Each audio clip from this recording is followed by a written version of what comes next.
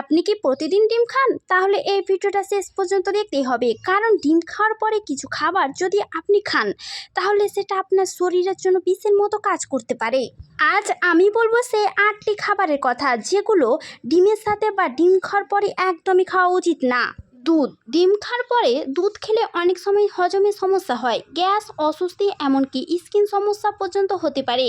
অনেকে ব্রেকফাস্ট ডিম দুধ একসাথে খান, এটা সবচেয়ে বড় ভুল। কলা।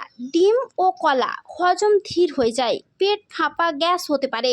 লেবু বা টক জাতীয় খাবার। ডিমের প্রোটিন টক খাবার হজমে সমস্যা সৃষ্টি করে, অ্যাসিডিটি বাড়তে পারে। চা। ডিম খাওয়ার পরে চা খেলে কোষ্ঠকাঠিন্য হতে পারে, শরীরে প্রোটিন ঠিকমতো অ্যাবজর্ব করতে পারে না। মাছ। ডিম ও মাছ একসাথে খেলে অনেকের স্কিন অ্যালার্জি হয়, চুলকানি, র্যাশ হতে পারে। ফল, বিশেষ করে তরমুজ। ডিম খাওয়ার পর ফল খেলে ডাইজেশন কেস হয় এবং পেটের সমস্যা হতে পারে বা পেট ব্যথা হতে পারে। মাংস। ডিম আর মাংস একসাথে খেলে অতিরিক্ত প্রোটিন শরীরে সৃষ্টি হয়, কিডনির ওপর প্রচুর চাপ পড়ে। মিষ্টি জাতীয় খাবার। ডিম খাওয়ার পরে মিষ্টি খেলে কিছু ক্ষেত্রে টক্সিন তৈরি হতে পারে, শরীরের জন্য এটি বিশাল ক্ষতিকর। এই ভুলগুলো আমরা প্রতিদিন করি আর ধীরে ধীরে শরীরকে ক্ষতি করে ফেলি। ডিম খুবই হেলথি, কিন্তু ভুল কম্বিনেশন হলে সেটাই হয়ে যায় বিপদ।